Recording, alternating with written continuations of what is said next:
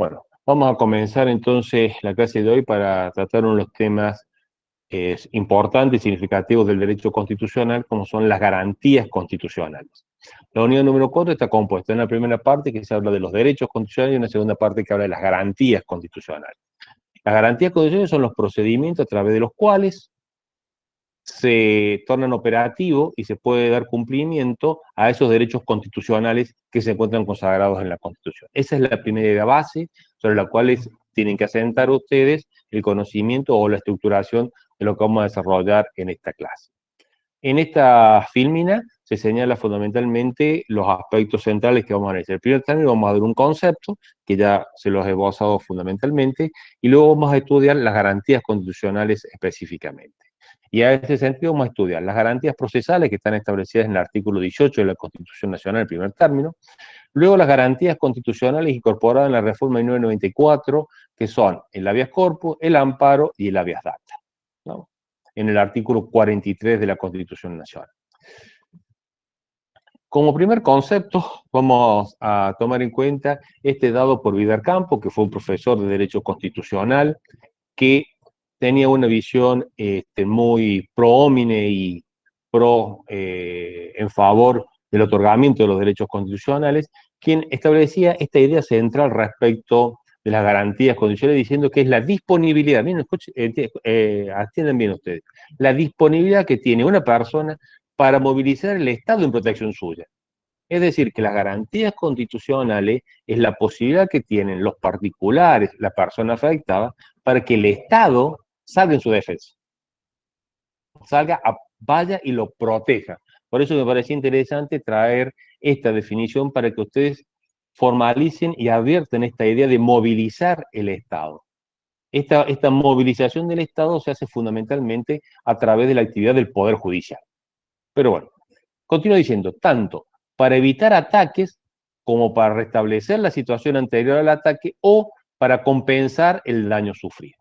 Es decir, que la protección de la garantía es en forma previa a que ésta suceda, o sea, para evitar ese ataque, para evitar esa lesión al derecho constitucional, o afectado el derecho constitucional para restablecerlo en la situación anterior, o sea, volver las cosas al estado en que se encontraban previo a la existencia del acto lesivo, o bien, si no es posible el restablecimiento de la situación, por dar una compensación al daño sufrido.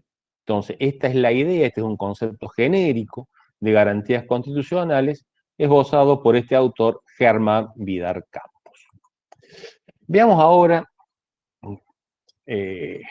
con algún tipo de detenimiento, las garantías procesales que se encuentran enunciadas en el artículo 18 de la Constitución Nacional.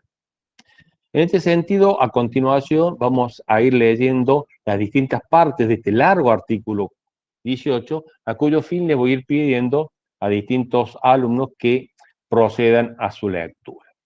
Entonces, le voy a pedir que comience leyendo denme un segundito, a Ana Josefina Sanders. Sí, profe. Bueno, dale, por favor, lee la firma que tenía ahí. Ningún habitante de la nación puede ser penado sin juicio previo fundado en ley anterior al hecho del proceso, ni juzgado por comisiones especiales o sacado de los jueces designados por la ley antes del hecho de la causa. Nadie puede ser obligado a declarar contra sí mismo. Bueno, en el texto del artículo 18 de la Constitución, esto está en forma continua. Yo lo he ido separando para que ustedes adviertan los distintos bloques de las garantías procesales que se establecen en el mismo artículo 18. Por eso es que están con un punto y separado los distintos garantías que se están consagrando. Continúa diciendo el artículo 18. ¿Puede seguir leyendo usted, por favor? Sí, profe. Ni arrestado, sino en virtud de orden escrita de autoridad competente. Es inviolable la defensa en juicio de la persona y de los derechos. El domicilio es inviolable como también la correspondencia epistolar y los papeles privados. y una ley determinará en qué casos y con qué justificativos podrá procederse a su allanamiento y ocupación. Bueno, muy bien, muchas gracias. Continúa diciendo el artículo de 18. ¿Puede leer Agustina Zavala? Sí, profe. Quedan abolidos para siempre la pena de muerte por causas políticas, toda especie de tormento y los azotes. Las cárceles de la nación serán sanas y limpias, para seguridad y no para castigo de los reos detenidos en ellas. Y toda medida que a pretexto de precaución conduzca a mortificarlos, más allá de lo que aquella exija, hará responsable al juez que la autoriza. Muy Esto nos da, ¿no es cierto?, lo que vamos a estudiar de la lectura del artículo 18, nos da el bloque de lo que vamos a estudiar a continuación respecto a las garantías procesales del artículo 18. Y ellas son juicio previo, juez natural, nadie puede ser obligado a declarar en contra de sí mismo, la inviolabilidad de la defensa en juicio, la inviolabilidad del domicilio, inviolabilidad del domicilio, la inviolabilidad de la correspondencia y papeles privados, que yo aquí lo he separado para darle una impronta especial a este tema de la inviolabilidad de los papeles privados, sobre todo teniendo en cuenta la carrera que nos encontramos en ciencias económicas, y luego finalmente, ¿no es cierto?, la abolición de la pena de muerte por causas políticas. Juicio previo. Cuando cuando se habla de esta garantía de juicio previo, significa que debemos entender un par de aspectos en forma muy clara. En primer término, ¿qué se entiende por juicio? El juicio es un procedimiento judicial y ese procedimiento judicial tiene etapas. Y esas etapas del juicio deben ser cumplidas para estar en presencia del juicio previo antes de cualquier condena. En la sustanciación de ese juicio previo debe resultar una actividad fundada en esa sentencia y luego la sanción debe estar realizada en una ley anterior al hecho del proceso. Entonces, estas son fundamentalmente, ¿cuáles son las etapas del juicio? Las etapas del juicio están, en primer término, comienza con una acusación o con una demanda. La segunda etapa es la posibilidad de quien se encuentra acusado o demandado de ejercer su derecho de defensa, de hacerse oír frente a la acusación realizada. Segunda etapa del proceso. Luego aparece una etapa de prueba, es decir, quien acusa y quien se defiende acompañan las pruebas que hacen a su derecho. Este derecho de, de ofrecer prueba consiste justamente en eso, en la posibilidad de ofrecer prueba, no en que obligatoriamente se debe ofrecer prueba y si no hay prueba, si no ofrece prueba, se estaría vulnerando el principio o la idea de juicio. La idea de juicio está en otorgar la posibilidad de ofrecer prueba.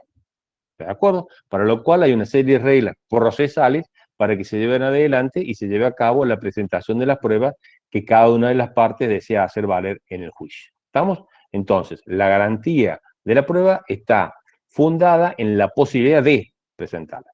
Luego, generalmente en los procesos existe una etapa de análisis de toda esa prueba por parte de quienes son parte en el proceso para estar seguido posteriormente de una sentencia. Sentencia, y como claramente se quiere poner de resalto acá en la filmina, dice fundado. Esa sentencia debe estar fundada en ley y también debe estar de acuerdo a las circunstancias de hecho que han sido debidamente probadas en el caso. ¿Está claro? Eso es la exigencia de esta forma. Frente a esa sentencia existe también, y está dentro de este concepto de juicio previo, la posibilidad de recurrir. O sea, la idea de juicio incluye también el derecho a la impugnación de la sentencia en que se resuelve ese procedimiento de demanda y de contestación de la demanda. Y luego, para que la condena proceda, se requiere que el hecho por el cual se lo va a castigar a una persona, se le va a aplicar una pena, sea anterior al momento que se produjo el hecho. ¿Estamos? Es decir, que si un hecho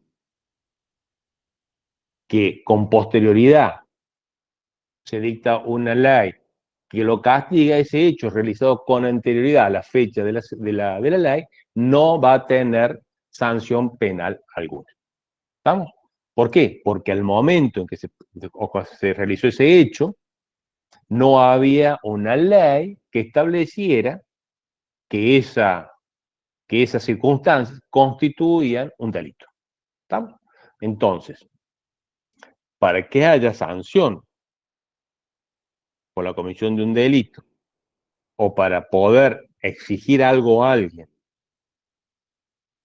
en función de la garantía del juicio previo, tiene que existir la ley que establece esa obligación o que hace esa tipificación penal con anterioridad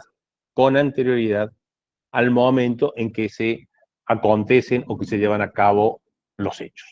¿Está claro? Esa es la idea central del juicio previo. Luego aparece segunda garantía, que es la garantía del juez natural. Cuando dice juez natural, se está hablando no de la persona que va a impartir justicia, sino que se está hablando de la institución, del órgano creado por una ley que es desempeñado por una persona. Pero ese órgano está creado por una ley que es el que debe, a través del cual se imparte justicia y se llevan adelante las distintas actividades jurisdiccionales. Entonces, juez natural significa que el tribunal de justicia debe existir con anterioridad al hecho del proceso. De tal modo que si un hecho que es considerado delictivo, o si ustedes quieren, un hecho que no sea delictivo, sino que es meramente civil o comercial o laboral, un hecho lesivo de cualquier naturaleza, el juez, el tribunal debe estar creado con anterioridad. No puede ser creado ex professo para poder llevar a cabo el tratamiento de ese caso judicial. De tal modo entonces que los tribunales existentes al momento que se produjo el hecho serán los encargados de llevar adelante el proceso judicial pertinente, permitiendo de esa manera entonces el respeto de la garantía del juez natural. ¿Estamos? Si con posterioridad se dicta una nueva ley que modifica la asignación de competencia de los tribunales, entonces esa ley va a regir para todos los hechos que sucedan, pero que sucedan con posterioridad al dictado de la ley de creación de ese tribunal. Un ejemplo muy sencillo. En los tribunales de Córdoba hace muchos años existía, o mejor dicho, todavía existe, el fuero civil y comercial. Si alguien quería presentar una demanda de divorcio, tenía que hacerlo ante los jueces civil y comercial. Allá por la década del 80, 88, 89, más o menos por esa época, se crearon los tribunales de familia. Entonces, quien deseaba presentar un divorcio, luego de la creación del tribunal de familia, tenía que hacerlo ante los tribunales de familia. Y todos los divorcios que se plantearon con anterioridad quedaron tramitándose en los juzgados civiles y comerciales anteriores. De tal modo, entonces, que todos los divorcios posteriores son tramitados ante este tribunal. Y así sucesivamente se ha ido modificando una serie de normas. Tenemos actualmente tribunales de violencia familiar, hay tribunales de cuestión de los menores que se han modificado bastante en el último tiempo. Es decir, esas nuevas situaciones tienen nuevos tribunales, pero son las nuevas, digamos, las situaciones que surjan a partir, con posterioridad a la fecha de creación de esos tribunales, van a ser tramitados por ese tribunal. Las que tienen con anterior continúan en el tribunal anterior. Y luego también aparece en la idea del juez natural la de la imparcialidad del juez. ¿Cómo se garantiza la imparcialidad del juez? La imparcialidad del juez se garantiza a través de una serie de normativas por las cuales las partes en un proceso pueden solicitar que un determinado juez no entienda en una determinada causa. ¿Por qué? Porque hay relaciones de parentesco, o puede haber intereses comerciales, que incidan, que puedan estar vinculados con la entidad juez. Es decir, hay una serie de causales por las cuales se pueden apartar los jueces para que sea otro juez con la misma que tiene, la misma atribución de asignación de competencia y jurisdicción para que resuelva en el pleito. Entonces, la idea del juez natural importa la existencia de un tribunal de justicia con las competencias jurisdiccionales pertinentes para entender en ese caso, y creado con anterioridad a que sucedan esos hechos. Es decir, en función de los hechos no se puede crear un tribunal para que juzgue esos hechos, sino que el tribunal debe existir con anterioridad respecto de los hechos de que se trata.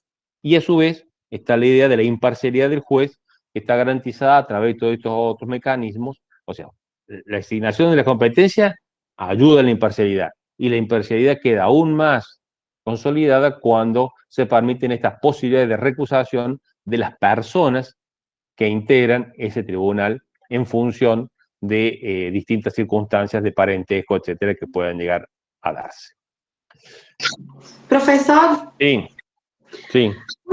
¿es viable en la situación de que alguien que fue sentenciado, por ejemplo, por cumpliendo todos estos requisitos, después pueda recurrir o apelar la sentencia apoyándose o avalándose en leyes dictadas posteriores a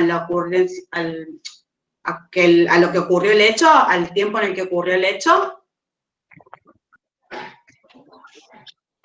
Eso no está vinculado con la garantía de juez natural.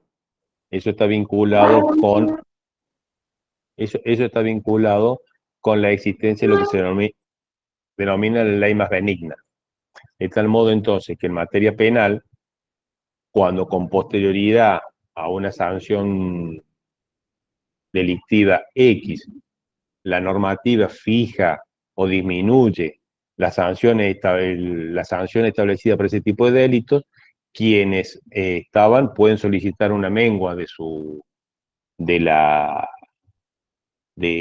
sanción impuesta, y si eventualmente ya no se lo considera más delito, pueden también hacerlo bajo esos puntos. ¿Estamos? En cambio, la retroactividad en el fuero civil funciona de otra forma y es bastante más complejo su análisis. En el fuero penal está claramente establecido de esa forma.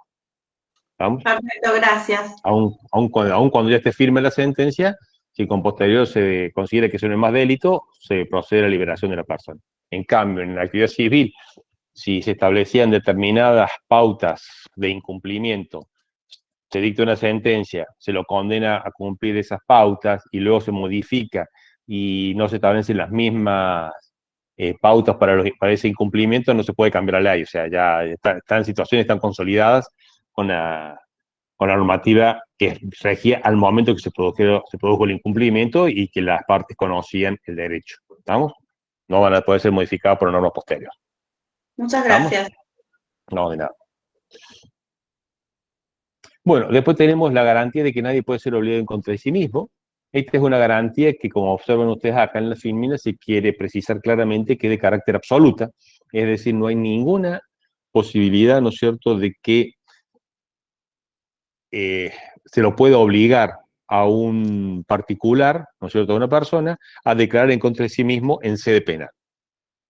En cambio, ¿no es cierto?, en el ámbito civil, laboral, comercial, en los procesos judiciales, las partes pueden exigir la confesión de la otra parte, y si se le hace un pliego de preguntas, y si la otra parte tiene que contestar por afirmativo o negativo, entonces puede llegar a inculparse en función de esas declaraciones hechas en el proceso judicial, lo cual, ¿no es cierto?, está hablando de que es de carácter relativo en los otros procesos. Entonces, la prohibición de que nadie puede declarar en contra de sí mismo es únicamente en sede penal, de carácter absoluta. En todos los otros procedimientos, las partes pueden ser obligadas, digamos, a hacer una confesión, digamos, y se le hacen preguntas, y si las contestaciones lo pueden autoincriminar, y si eventualmente no comparece, hay una presunción respecto del contenido de las preguntas que se le han realizado, se las toma como si hubieran sido contestadas en forma afirmativa, lo cual, ¿no es cierto?, obviamente les generaría toda una situación, digamos, en contra respecto de ello.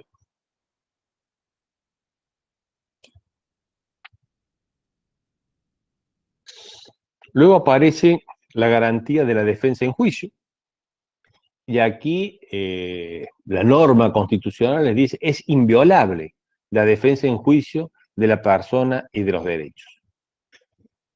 Obviamente que los alcances del derecho de defensa en juicio nos llevan nuevamente a plantearnos las distintas etapas del proceso judicial y para ver cómo se ejerce en cada una de esas etapas esta defensa en juicio. Entonces, en primer término es la posibilidad que tengan toda aquella persona que se encuentre afectada de realizar una denuncia, de iniciar un juicio. A su vez, está la oportunidad de contra quien se inició el juicio, de que pueda también tener la oportunidad de ser oído con respecto a esas acusaciones. La posibilidad, la oportunidad, como acá se lo establece muy claro, esa oportunidad de ofrecer pruebas. Luego estaría, ¿no es cierto?, la idea del alegato que puede o no estar en los procesos judiciales.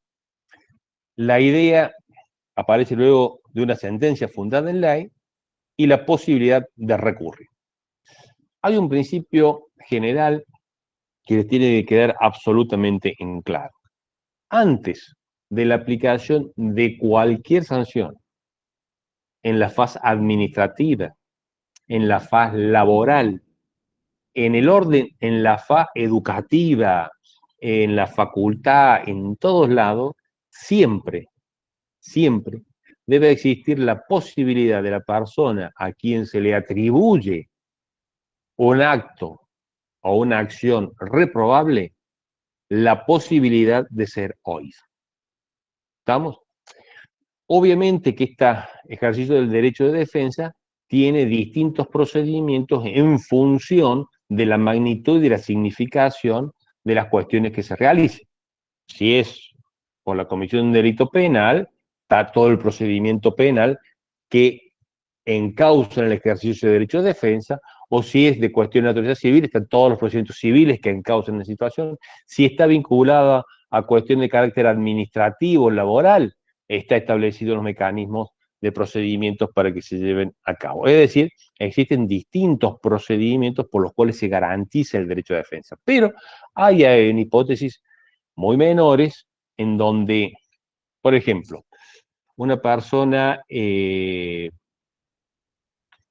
a fin de mes se advierte que no, que se le va a aplicar una sanción de un día de suspensión porque tuvo 4 días que llegó tarde. Antes de aplicarle la sanción de los 4 días de un día, se le tiene que dar la posibilidad de defensa respecto de esas constancias que dan cuenta que llegó tarde 4 días. ¿Estamos? Es decir, se le debe dar la posibilidad, generalmente las constancias son relojes, etcétera, son difícilmente rebatibles, pero no obstante lo mismo, aún cuando sea muy contundente las constancias existentes sobre la culpabilidad o sobre la existencia del acto de que se trata, el castigo no puede ser aplicado si no existe previamente la posibilidad de la persona que va a sufrir ese castigo o esa represión, la posibilidad de defenderse y de expresar lo que crea que corresponde a su derecho y ofrecer la prueba pertinente. ¿Estamos? Luego aparece la idea, ¿no es cierto?, de la inviolabilidad del domicilio.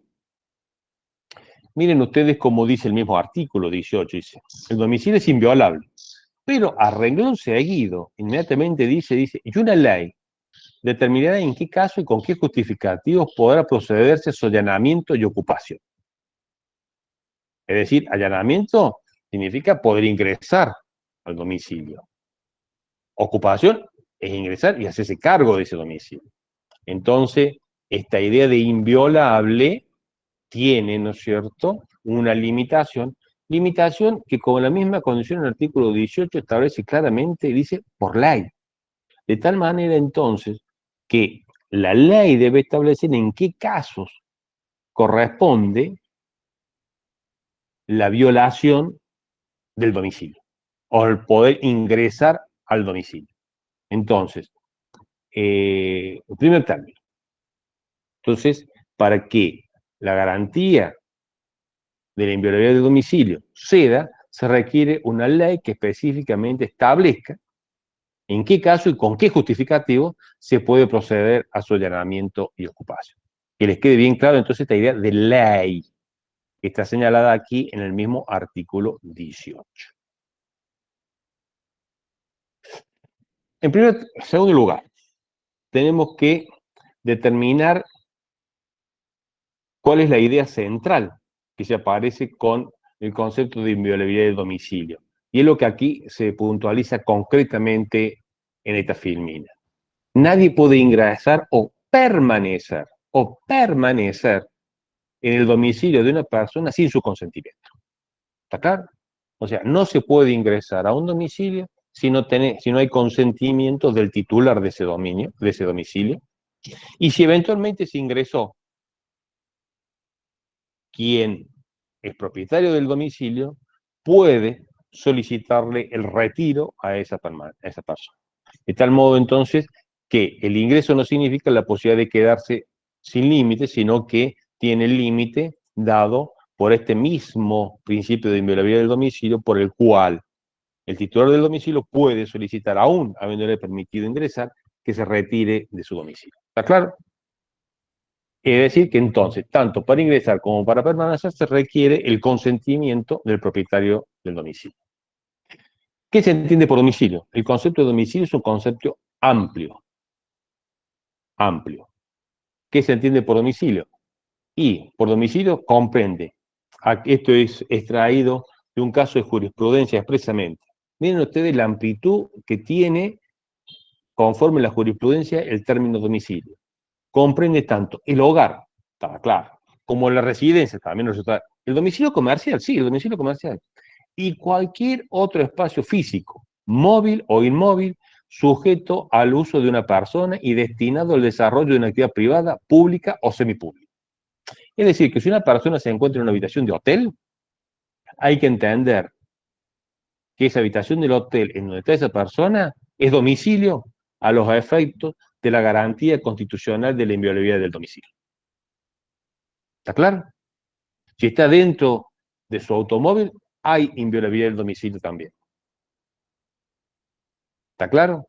Miren ustedes la amplitud que tiene el concepto domicilio en el marco del artículo 18 de la Constitución Nacional. Ingresemos ahora a la idea de la inviolabilidad, pero de los papeles privados. Hemos hablado del domicilio, ahora hablemos de los papeles privados. Es papeles privados y además también el tema corresponde. Miren este primer... aquí está expresado concretamente como dice el artículo 18 en la parte pertinente. O sea, es inviolable, como también, entonces, habría que incluir y decir, es inviolable la correspondencia epistolar y los papeles privados, y una ley determina en qué caso y con qué justificativo procederá a su allanamiento y ocupación. ¿Está claro? De tal modo, entonces, que rige para la correspondencia epistolar y los papeles privados el mismo nivel de inviolabilidad que para el domicilio. Ahora bien, ¿qué se entiende por correspondencia epistolar y qué se entiende por papeles privados? Miren ustedes este fallo, esta figura aquí es el edificio de la Corte Suprema de Justicia de la Nación que está en la ciudad capital federal, está en la ciudad de Buenos Aires, ciudad autónoma de Buenos Aires. En este fallo, muy antiguo ya, cuando no existían los mails, por ejemplo, dice, la correspondencia certificada, o en definitiva cualquier correspondencia, está fuera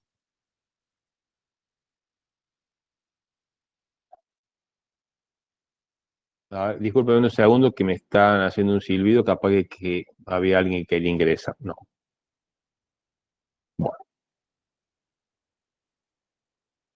La correspondencia certificada está fuera de la jurisdicción de la aduana, es decir, que la aduana no puede abrir una carta, y es inviolable. Pero mire cómo dice Rengo, pero puede ser abierta por mandato judicial, con el objeto de descubrir un delito. Es decir, la ley penal habilita, ¿no es cierto?, que frente a la existencia de un delito, la autoridad jurisdiccional pueda autorizar a la aduana a abrir una correspondencia epistolar. ¿Está claro? Es decir, que esa inviolabilidad cede frente a la posibilidad de descubrir la existencia de un delito. De tal manera, entonces, que la inviolabilidad tiene como límite, a través del dictado de una ley, por supuesto, en qué caso es justificativo. Cuando hablamos de caso y justificativo, tenemos que incluir la comisión de un delito o el descubrimiento de la verdad respecto de un delito. Frente a estas hipótesis, la inviolabilidad de la correspondencia cede. La inviolabilidad de la correspondencia cede frente a la existencia de la averiguación de la verdad en un delito. Por correspondencia, ¿qué se debe entender? Y es muy clara la jurisprudencia, dice cualquier otra forma de comunicación. Entonces, cuando utiliza el artículo 18 de la palabra correspondencia epistolar, lo está haciendo en forma expresa a la correspondencia epistolar, es decir, la carta por papel escrita, esta que figura aquí en el carterito este, ¿no es cierto?, que se coloca sugestivamente la palabra mail para pensar, ¿no es cierto?, en otra forma de comunicación, y advertimos entonces que esa correspondencia epistolar debe ser leído también con la finalidad que tiene, y la finalidad que tiene es la comunicación. Es decir, todas las otras formas de comunicación gozan entonces del mismo nivel de protección legal o constitucional, que es decir, su inviolabilidad. Eso es como principio general.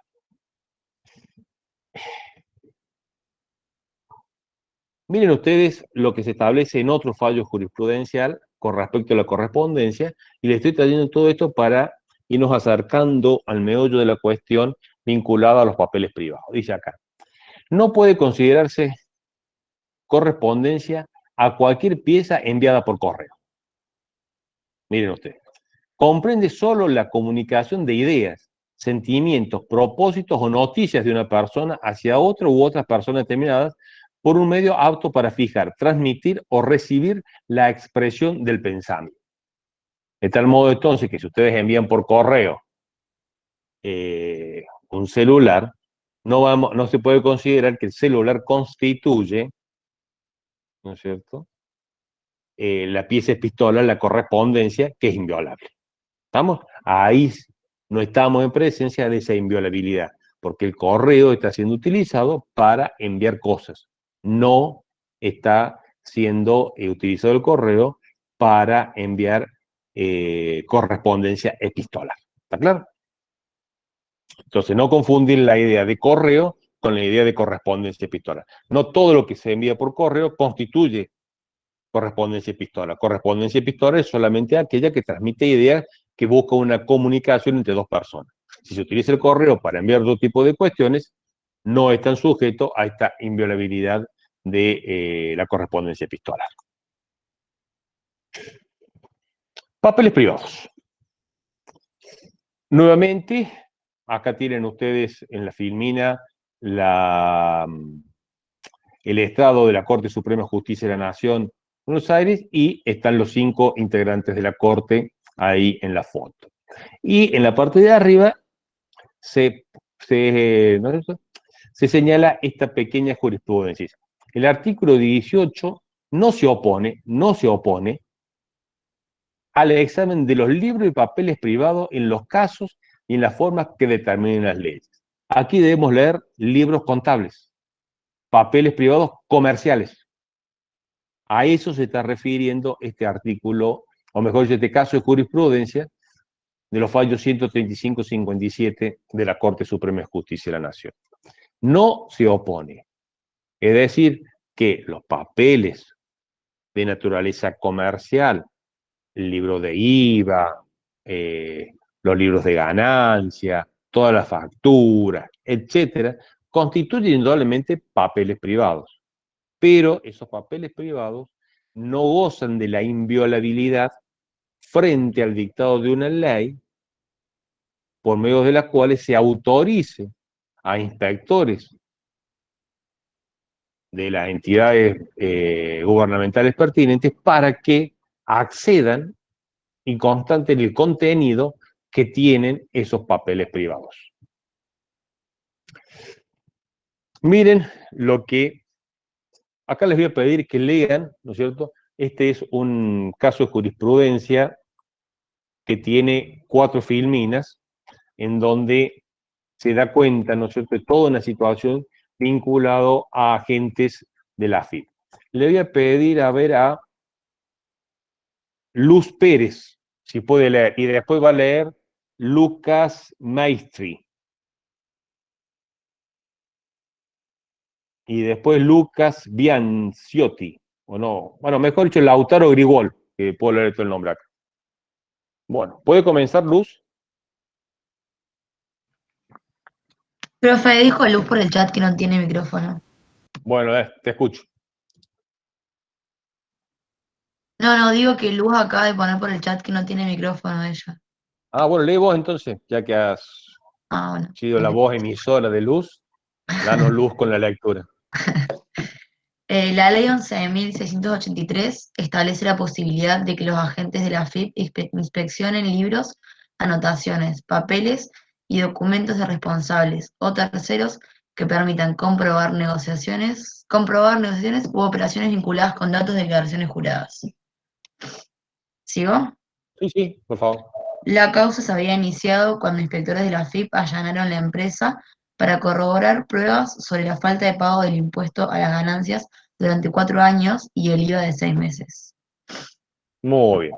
Continúe, Lautaro.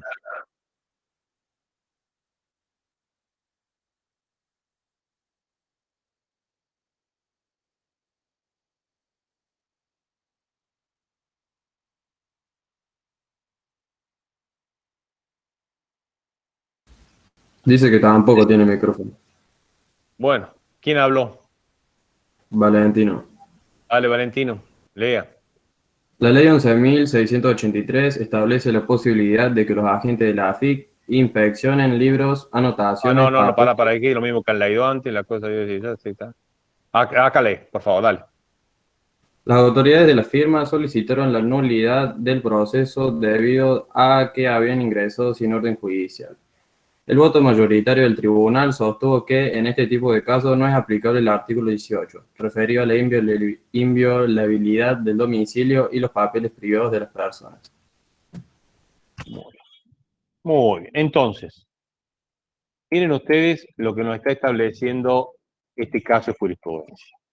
Dijimos que tanto la correspondencia, el domicilio, lo incluyamos, y los papeles privados son inviolables, pero que tienen un límite, que es el dictado de una ley que establece que en qué caso y con qué justificativo se pueden, ¿no es cierto?, acceder a allanar esos papeles privados.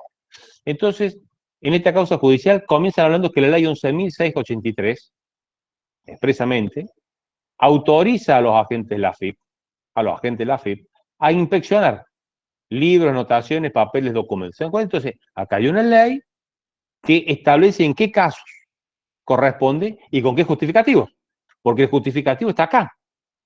No es que esa mañana el inspector municipal, inspector de la AFIP, dijo, voy a revisar los papeles de IVA de este comercio.